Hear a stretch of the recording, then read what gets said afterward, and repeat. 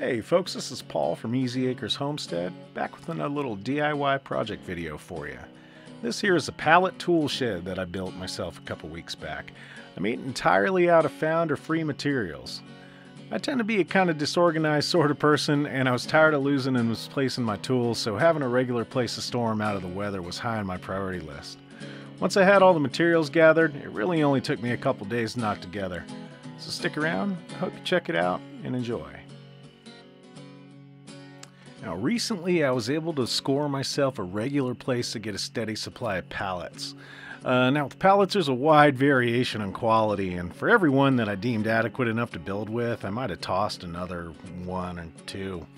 But even the busted ones can be made into a birdhouse or something. It's something that I noticed since moving off grid full time is how closely I pay attention to waste. Hardly anything's ever just thrown out. Unless I really can't find a way to repurpose or reuse it, and generally if that's the case, it's not something I'm going to buy again. Now first, I cleared myself a little spot that I thought should work for me. This pine needle duff that I'm collecting I'm going to use to cover some bare spots I have in one of my meadows. I hope by spreading some of this about it might mulch the soil and retain some moisture, and it might even possibly reseed it. This is about as low pressure forest management as you can get.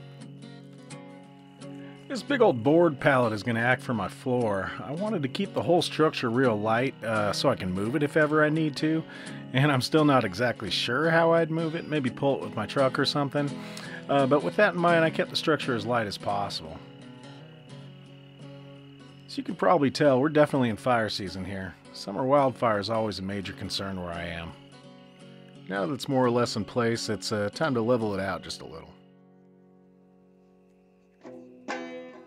I'm pretty low on the old tech tree, so my method of leveling it was to jam a log under one end until it was more or less level enough for me. One of my many temporary stopgap solutions that may end up being permanent. Nothing's really permanent anyway. Here are the walls, aka pallets, not too badly busted up, get kind of set into place. One real benefit for me and pallets is they generally come in standard sizes. Little measuring leaves little chance for error. I found if I fiddle and fine tune them just a little, they kind of snap together, which is great for me. I don't have to invest a whole ton of nails in them. And sometimes I'll even salvage nails out of a particularly busted up pallet.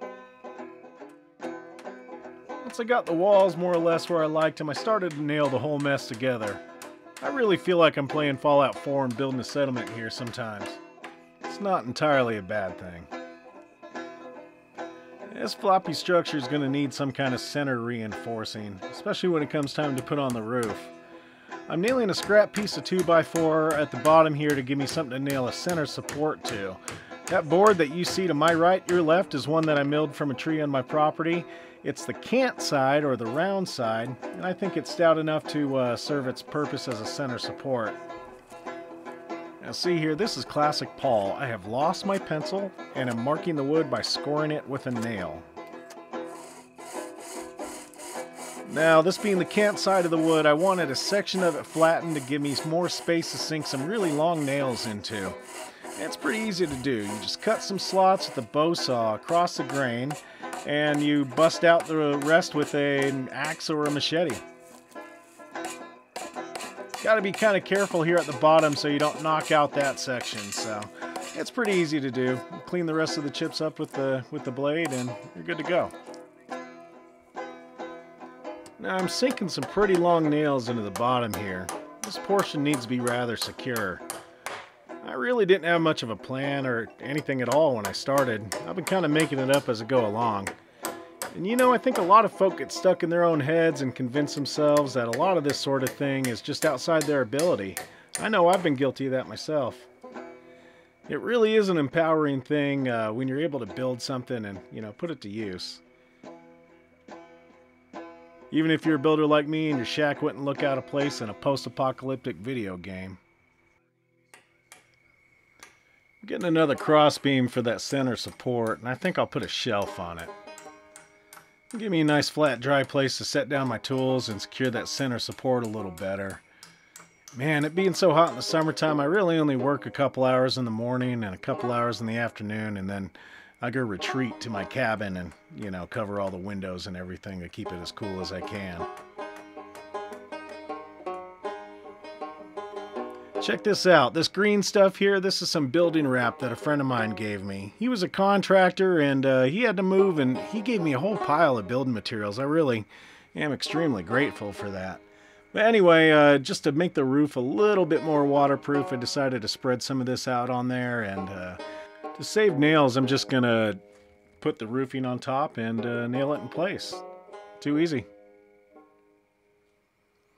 Now, this roofing material I got from an RV that I found abandoned in the woods. It was actually set on fire. But I pulled off as much of it as I could, and I thought it was a pretty good find. Using some tin snips just to cut it to length for my roof. And geez, man, make sure you're wearing gloves when you're working with this stuff. If you're not watching what you're doing, it'll sail right through your hand. And, you definitely don't want to get hurt out here. I'm always kind of paranoid about getting hurt. Now, because I pulled it off of a burnt-out Mythmobile, it's kind of bent up and, not in great shape. So it does take some work to get it in place, but it's definitely worth it for free. They are kind of bent and crinkled up, but once you start nailing them down and getting them into place, they sort of straighten out for you.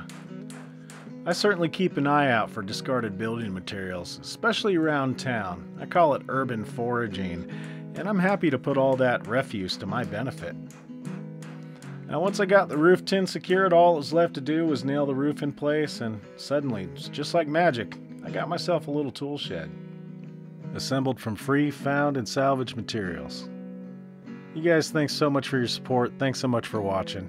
Everybody out there, make sure you be well, and make sure y'all be easy.